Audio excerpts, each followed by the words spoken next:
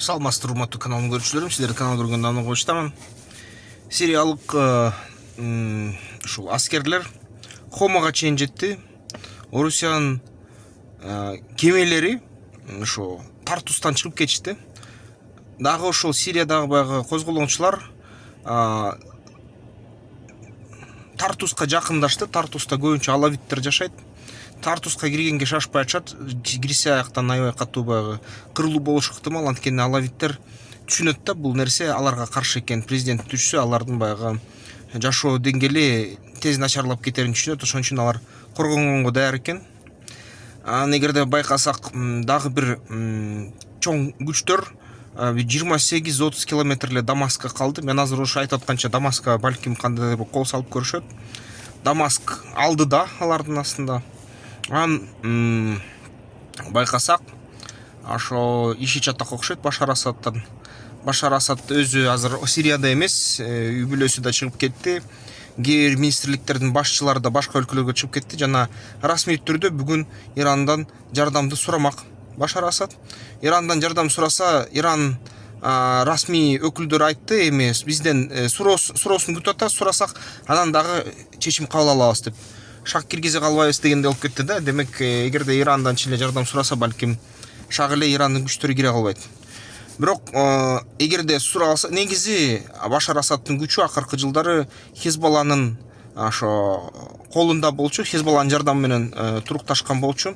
Хизбалланы Израиль баягы согушуп кеткенде катуу башчыларын кыргандан кийин Хизбаллада өзү толук аскерлерин Сириядан чыгарып кеткен, жана чыгарып алып туруп Ирактын территориясына киргизип, Ливандын территориясына киргизип, Ливандан Израилге ошо салгылашканга аракет кылган.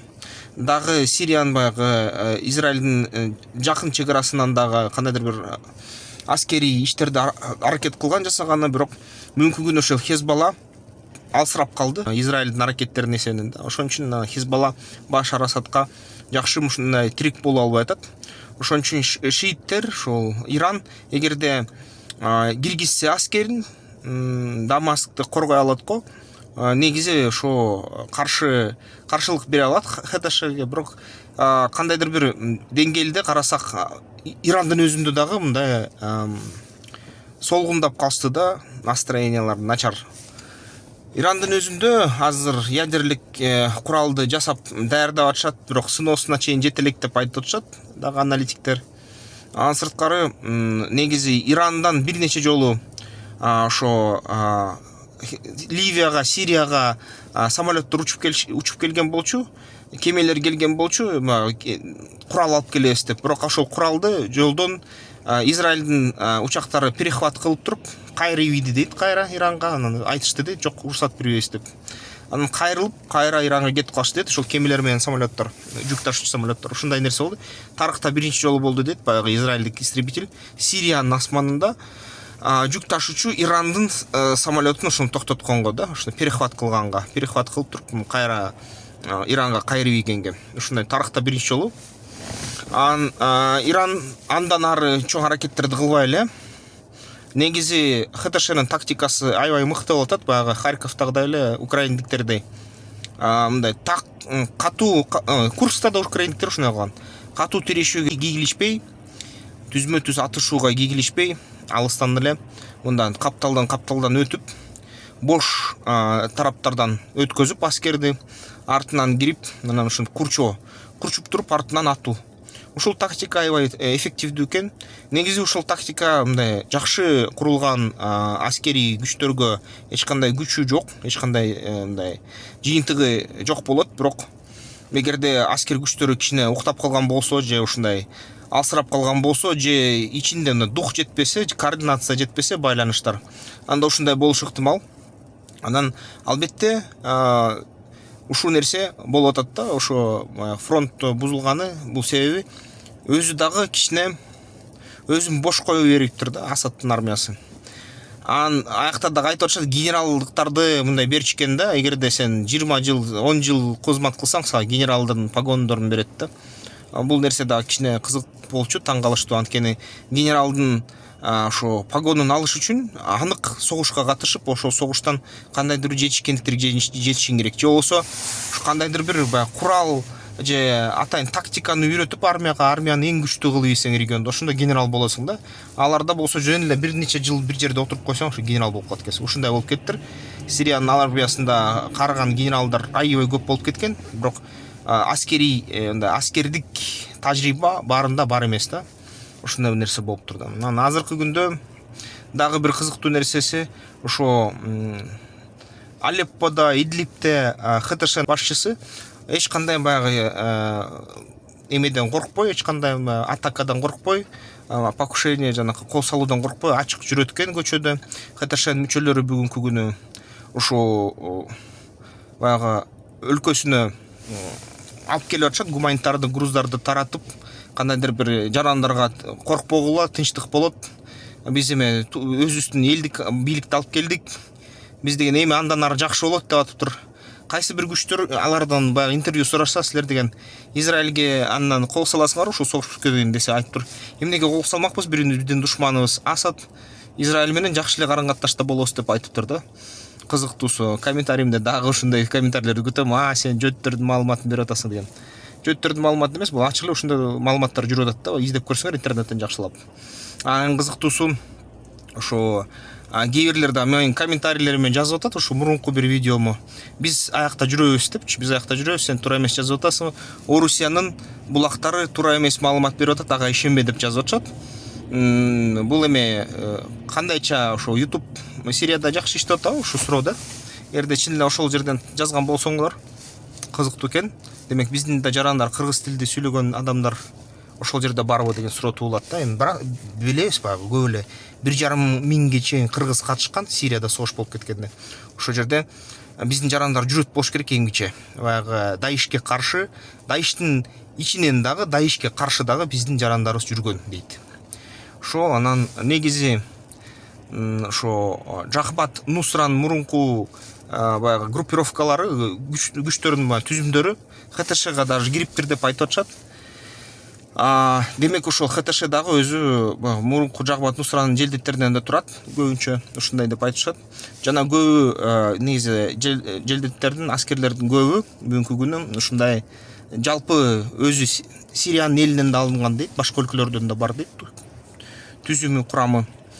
Ошол дагы кайсы бир жердин, кайсы бир убакыттын ичинде эгерде ушул ситуация сакталса, Иран ошол ХТШге каршы кандайдыр бир иш аракеттерди кылып ийсе, Дамаскты да алганга күчү жетет окшойт. Анткени бүгүнкү күнү карасак, РЛС Подлет деген Орусиянын РЛСин басып алышыптыр, Хомага жакындап.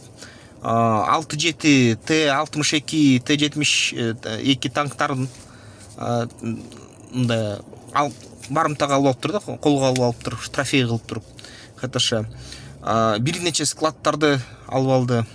Корнеттин чоң складын алып алды да, баягы чоң калибрдик пулеметтерди алып алды, бирок тактикасы мурункудай эле болуп атат. Баягы мындай тез чабуул салып эле артка качуу да, жана капталдан айланып эле арттан атуу. Ушундай тактика аябай иштеп атат. Сириянын Асадтын аскерлери качып атат. Ошо эмгичекте мындай Сирия Тигр армиясы деген баягы Тигр Ефраттын жанынан түзүлгөн армия, Асадтын аскери ошо катуу туруштук берип атат деген маалыматтар келип атат.